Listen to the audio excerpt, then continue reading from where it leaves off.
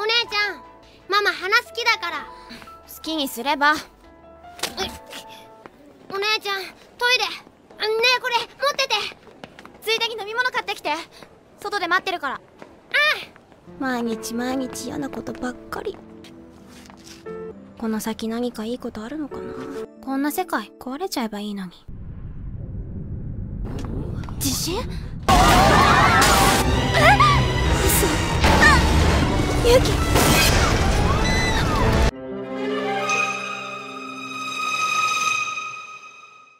Selamat datang di KJT Nerd, Korea, Japan, Thailand Nerd. Tempatnya cerita alur film Korea, Jepang, dan Thailand. Balik lagi di segmen cerita film Jepang. Kali ini kita akan membahas anime berjudul Tokyo Magnitude 8.0. Film ini menceritakan perjalanan sepasang kakak adik yang ingin kembali ke rumahnya setelah terjebak dari bencana gempa bumi sebesar 8 skala Richter. Apakah mereka akan sampai dengan selamat pulang ke rumah? Kalau gitu kita langsung meluncur. Film diawali dengan curhatan seorang anak SMP bernama Mirai yang dalam masa masuk pubernya, di mana dia mulai benci dengan lingkungan sekitarnya dan yang dia pikirkan setiap harinya hanya semoga semuanya hancur saja. Flashback sebelum kejadian gempa itu terjadi. Hari itu, sekolah Mirai bagi rapot, yang berarti mereka akan mendapatkan libur musim panas. Tapi berbeda dari teman-temannya, Mirai tidak excited dengan libur musim panas. Dia selalu menulis diary di handphonenya, mencurahkan isi hatinya di sana. Di mana dia muak masih dianggap sebagai anak kecil, tapi di sisi lain, dia juga tidak mau menjadi orang dewasa yang menjengkelkan. Dalam perjalanan pulang, dia melewati sekolah adiknya yang bernama Yuki. Ia bersama teman dan gurunya sedang menanam pohon marunier di halaman sekolah. Setelah membantu mereka, Mirai pun pulang. Dan ternyata hari itu adalah hari ulang tahun ibunya. Tapi ibunya tetap sibuk dengan kerjaan. Sorenya, berbeda dari Mirai yang bodoh amat dengan ultah ibunya itu, Yuki membuat gambar hadiah untuk ibunya. Malamnya saat ayah dan ibunya sudah pulang dari kantor, mereka malah bertengkar. Mirai kelihatan muak dengan kedua orang tuanya yang selalu bertengkar karena hal-hal kecil. Yuki pun tidak jadi memberi gambar yang dia buat. Yuki masuk ke kamar, lalu tidak sengaja melihat foto di meja belajarnya, dan kelihatannya dia kepikiran sesuatu. Paginya, ternyata Yuki meminta izin ibunya untuk pergi ke pameran robot di Odaiba, Tokyo. Tapi karena ibu dan ayahnya sibuk akan pekerjaan, maka yang hanya bisa menemaninya adalah Mirai. Mirai pun terpaksa menemani Yuki. Di perjalanan, mereka melihat jembatan yang ada di foto di meja belajarnya itu. Dan sampailah mereka di Odaiba. One-chan, bus norou yo. Atsui. Atsuku nai. Ikuyo. Mereka langsung ke pameran robot yang Yuki maksud. Melihat juga mencoba beberapa robot di sana. Salah satunya robot merah ini. Setelah puas melihat robot-robotan, Yuki mengajak Mirai untuk membelikan kado untuk ulang tahun ibunya. Tapi saat ingin mengambil bros yang mereka mau, tiba-tiba ada perempuan yang ia temui di jalan tadi mengambilnya duluan. Tapi ia memberikannya pada Yuki karena merasa kurang cocok kalau bros itu dipakai ibunya yang sudah nenek-nenek. Dan ia pun pergi. Setelah membeli bros itu, Yuki tiba-tiba pingin kencing. Mirai pun sekalian menitip belikan minum, dan dia akan menunggu di luar.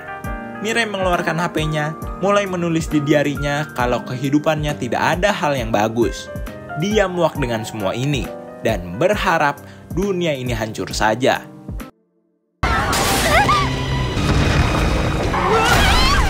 Yuki!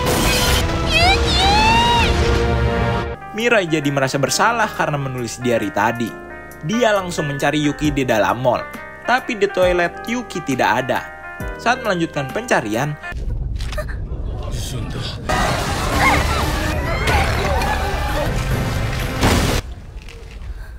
Mirai bertemu dengan wanita yang tadi. Dia bernama Mari. Mari pun ikut membantu mencari Yuki. Mereka mencari ke sana kemari, memberitahu ciri-ciri Yuki ke orang, tapi orang-orang tidak ada yang melihatnya. Karena tidak sama sekali menemukan Yuki, mereka pun jalan keluar karena kebakaran gedung itu mulai menyebar. Tapi Mirai ingat kalau dia meminta Yuki membelikan minum. Dia pun mampir dulu ke minimarket yang ada di sana.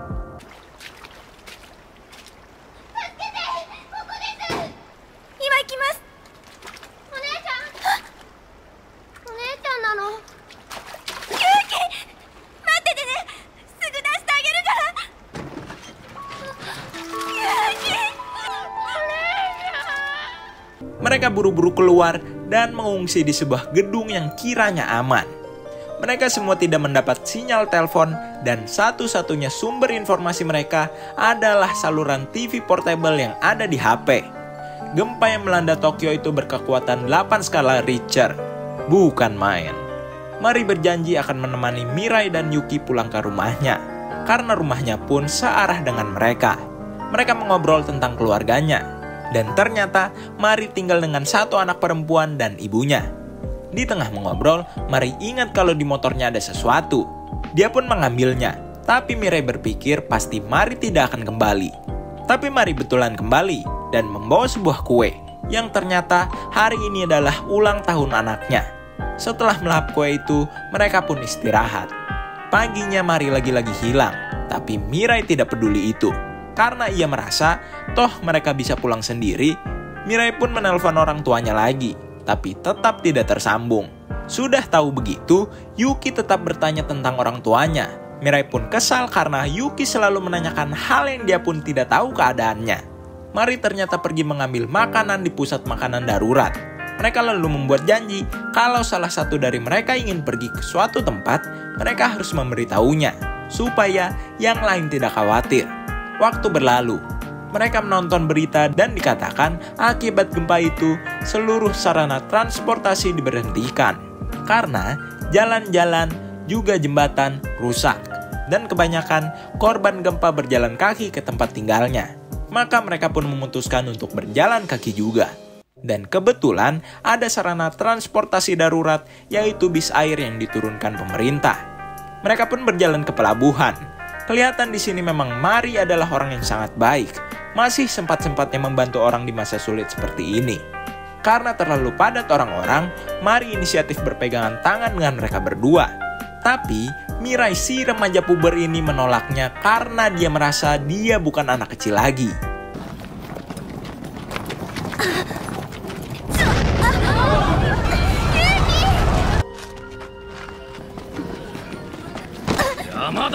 Yuki, Mari-san. こんなところで立ち止まんじゃねえよ。ミラちゃん、お姉ちゃん、Yuki. Ja, batu sih lu. Orang-orang buru-buru ingin naik kapal duluan. Karena itu pun 絶対に手離しちゃダメよ。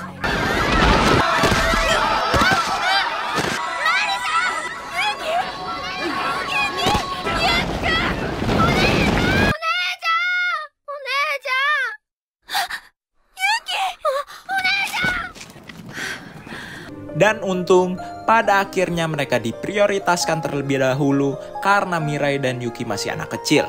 Dan Mari disangka ibunya. Baru saja bis air itu berjalan, tiba-tiba...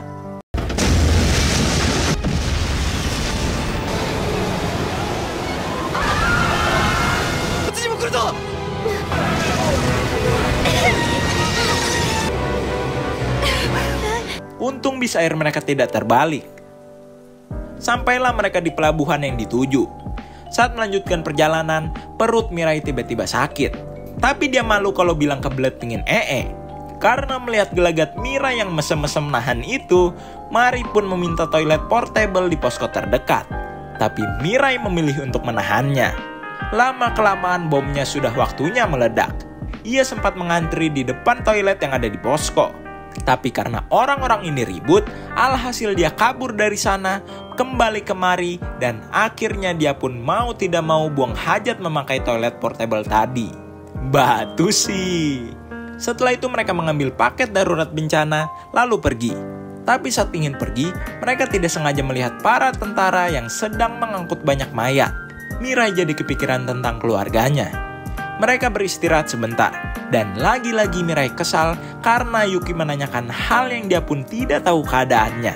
Kelihatannya, Mirai pun makin mumet karena melihat tentara yang membawa mayat-mayat tadi. Mamaもパパもこっちがこんなに電話してるのに、私たちのことなんかもうやだ。はい。あ、あんたのそういうところがムカつく。 Karena kesal dan mumet itu, Mirai jadi menyalahkan Yuki. Yuki berkata kalau niat utama dia ke Odaiba sebenarnya pingin melihat jembatan yang ada di foto di meja belajarnya bersama kakaknya lagi. Yuki ngambek pergi dari sana. Mari yang kembali dari mencari informasi jalan pulang menanyai Yuki. Tapi Mirai tidak menjelaskan apa-apa, cuma berjanji ingin mencari Yuki dan segera kembali.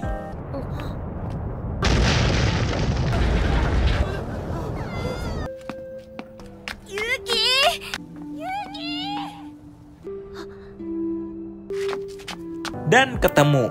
Yuki pun jujur kalau dia sebenarnya pingin ke Tokyo Tower untuk melihat rumahnya apakah baik-baik saja. Karena dia juga sebenarnya ada kekhawatiran kalau kedua orang tuanya tidak baik-baik saja.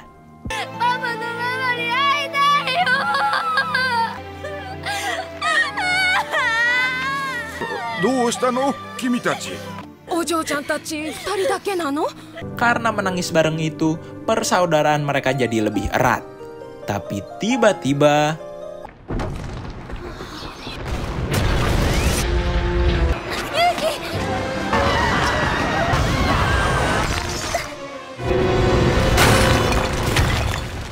Yuki, 変な冗談。やだ。大丈夫だよ。 Yeay, ngeprank si Yuki. Setelah insiden runtuhnya Tokyo Tower itu, mereka pun melanjutkan perjalanan dan mampir untuk beristirahat di posko terdekat, yaitu sekolah Mirai. Mirai ingin menunjukkan isi gereja yang sangat indah pada Yuki. Tapi saat dibuka, ternyata gereja itu sudah jadi tempat doa untuk orang-orang korban meninggal dari bencana gempa selama ini. Dan salah satu korbannya adalah orang tua teman Mirai. Mirai jadi ikut sedih akan hal itu. Tiba-tiba muncul seorang kakek. Karena melihat mereka yang murung, ia pun membawa mereka ke tempat yang kiranya bisa menenangkan perasaan mereka. Tiba-tiba terjadi gempa kecil. Seorang nenek tiba-tiba khawatir dengan Mirai dan Yuki. Dia juga memberi permen ke mereka. Ternyata nenek itu adalah istri si kakek tadi. Si kakek mengajaknya pergi dari sana. Tapi si nenek kelihatannya benar-benar khawatir meninggalkan Mirai dan Yuki. Ternyata alasan nenek itu khawatir dengan mereka karena nenek itu mengira kalau mereka adalah cucunya, di mana cucunya menjadi korban bencana gempa itu kemarin. Kasihan si nenek. Karena hal itu, Mirai pun tertampar untuk lebih kuat hati menghadapi masa-masa sulit ini. Paginya, mereka pun melanjutkan perjalanan, tapi kelihatannya Mari tidak enak badan. Ditambah di tengah perjalanan, mereka mendengar sebuah radio yang memberitakan kalau Sange Jaya, yaitu daerah rumah Mari, mengalami kebakaran besar. Dia buru-buru mencoba menelpon rumah, tapi tetap tidak ada sinyal. Mencari berita tentang Sange Jaya, tapi tidak ada satupun berita tentang daerah itu. Mari pun makin pusing. Mirai berkata, tidak apa-apa meninggalkan mereka berdua supaya Mari bisa langsung pergi ke rumahnya. Tapi Mari tidak bisa meninggalkan mereka berdua begitu saja. Lalu mereka pergi ke kantor Mari. Dan kelihatannya ada orang yang tinggal di gedung itu. Mari lalu mencoba menelpon dengan telepon kantor. Tapi tetap tidak bisa. Karena tidak enak badan, ditambah pusing memikirkan anaknya, dia pun pingsan. Tiba-tiba... One-chan, Yuki, oide!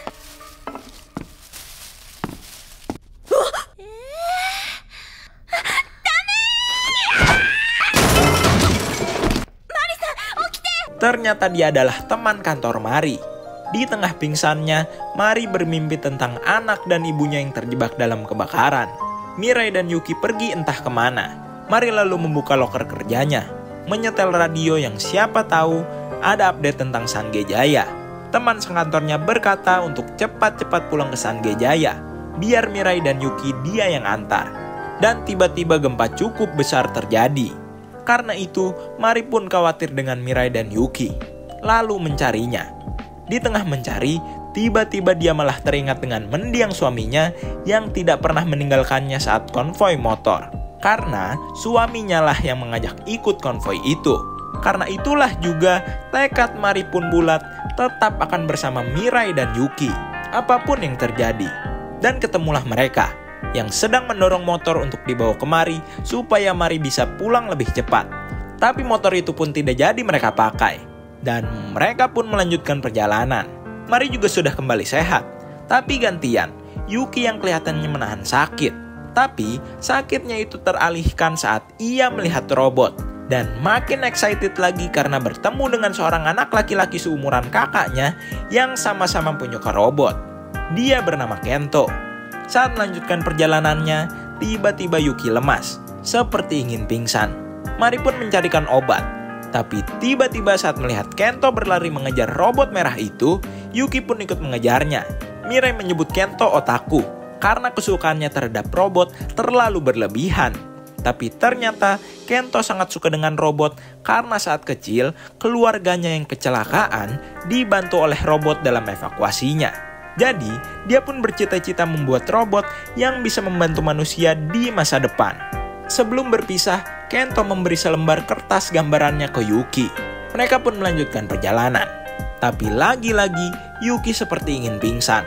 Karena turun hujan juga, mereka pun berteduh di sebuah toko. Dan untungnya pemilik toko ramah.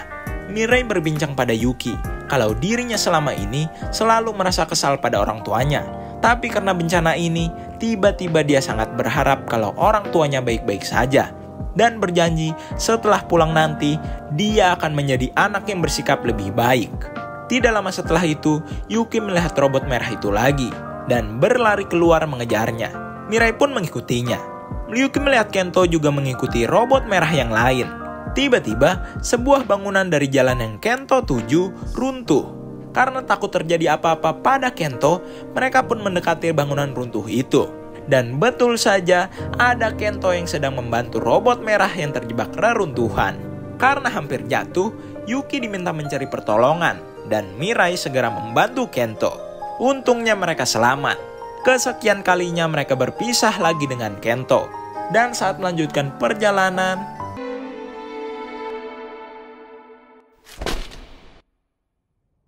Yuki benar-benar pingsan. Yuki dibawa ke rumah sakit. Langsung dilarikan ke IGD. Dan tiba-tiba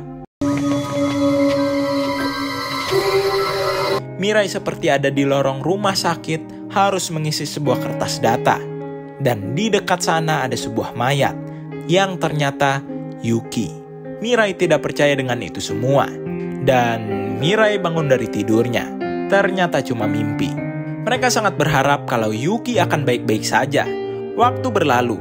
Dan tiba-tiba keluar seorang dokter dari IGD. Nani? Nande? Yuki. Onee-chan. Tapi lagi-lagi Mirai terbangun dari mimpinya. Dia berkeliling di sekitar rumah sakit dan melihat Yuki yang sudah baikan ikut main bola. Mirai pun lalu bercerita kalau dia bermimpi aneh dan sampai menangis memimpikan itu. Beralih ke Mari, yang sedang mencari informasi tentang anak dan ibunya. Dan kebetulan, berita memberitakan tentang Sangejaya yang kebakarannya semakin menyebar ke pemukiman. Setelah administrasi rumah sakit Yuki selesai, mereka pun melanjutkan perjalanan. Mari kelihatannya tidak baik-baik saja setelah melihat berita tadi. Yuki. 絶対大丈夫だよ。私とユキの帰りを待ってるよ。うちまであっという間なのにね。だから頑張って歩こう。お姉ちゃんが絶対うちまで連れてってあげる。Dan hampir sampailah mereka di Sangejaya. Tapi di sekitar sana, bangunan kebanyakan runtuh dan gosong akibat kebakaran. Sampailah mereka di rumah Mari. Tapi rumah Mari ternyata sudah rubuh setengah akibat kebakaran. Mari tidak percaya kalau anak dan ibunya menjadi korban dari bencana ini. Mirai dan Yuki merasa bersalah. Mereka merasa menjadi penghambat Mari untuk bertemu keluarganya lebih awal. Karena itu mereka pun pergi mencari informasi tentang keluarga Mari. Dan mereka mendapat informasi kalau orang-orang di sana banyak yang mengungsi ke sekolah SD dekat sana. Mereka bertiga langsung ke sana.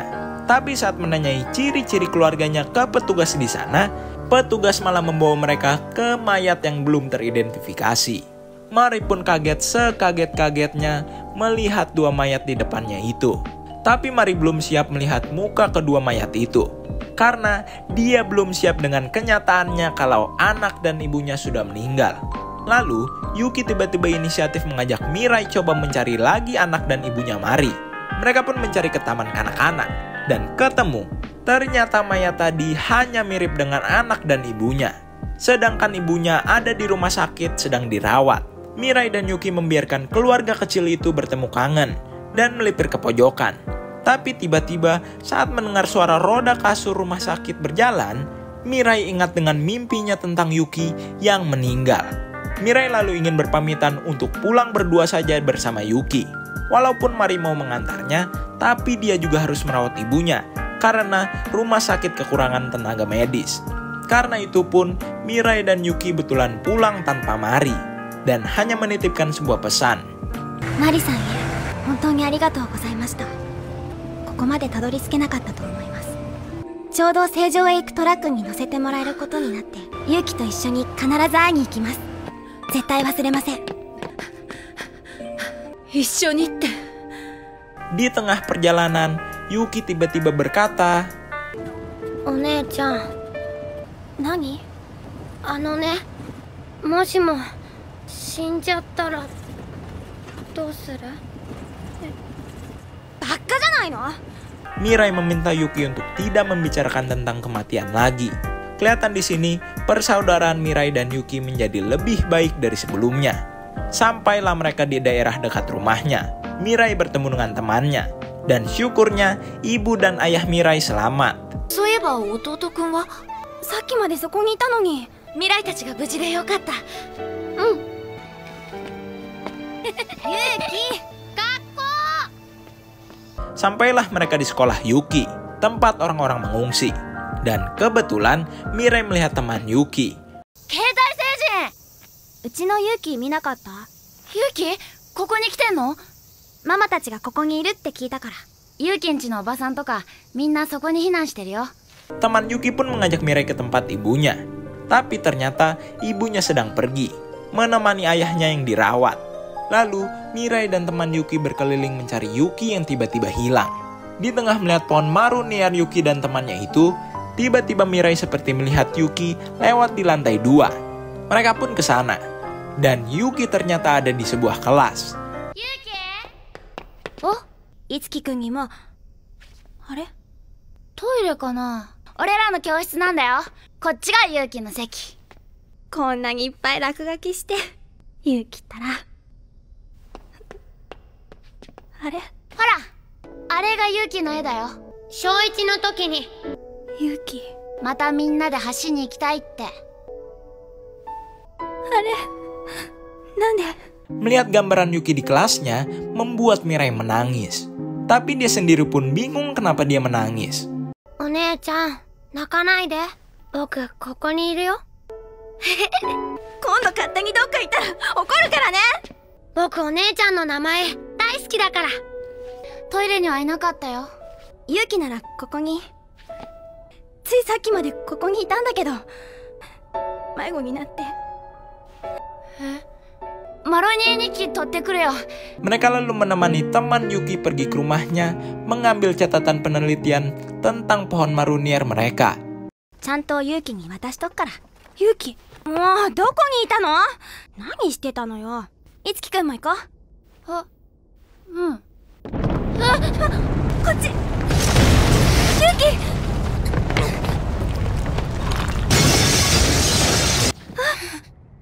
ユウキも。 お姉ちゃん。 Karena hal itu, Mirai pun akhirnya sadar kalau yang selama ini dia kira mimpi itu adalah kenyataan yang tidak siap dia terima. Dan Yuki... お姉ちゃん、ね。ユキ。僕、死んじゃったんだ。 Mirai sangat terpukul dengan kenyataan itu. Tapi, arwah Yuki tetap mendampingi kakaknya itu. Sampailah mereka di rumah. Mama! Mama! Mama! お姉ちゃん、ありがとね。ユキ。ユキ、いなくなっちゃうの？なんて言ったの？聞こえないよ。聞かないで。大好き。未来。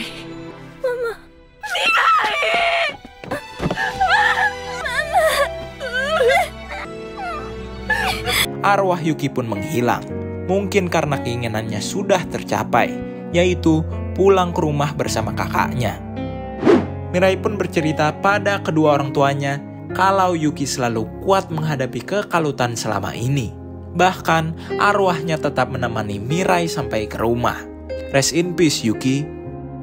Hari-hari berlalu, Mirai masih terbayang-bayang tentang Yuki. Dan hari itu keluarga mereka kedatangan tamu, yaitu Mari. Mari berbincang dengan Mirai lalu memberi tas Yuki yang ketinggalan. Juga handphone Mirai yang saat itu dia buang ternyata Yuki ambil lagi. Dan saat dihidupkan sudah banyak SMS yang masuk.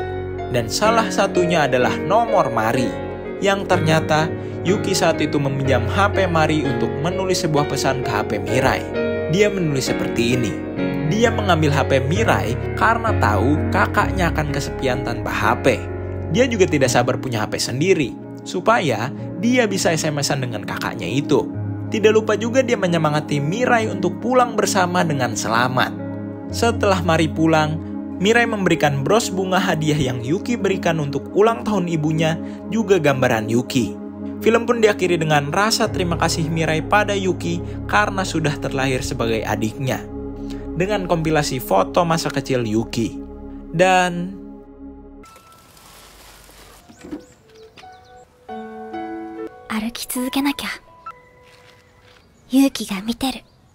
tamat. Janji nggak nangis?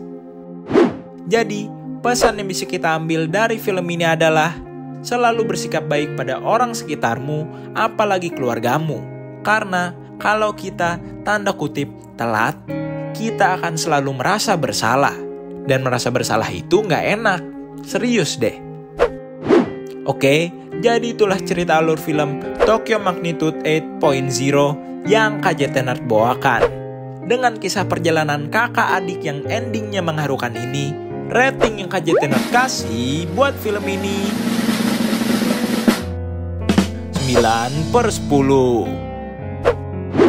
Nah, kalau penasaran sama film ini selengkapnya, makanya cus dimonggoin untuk ditonton sendiri.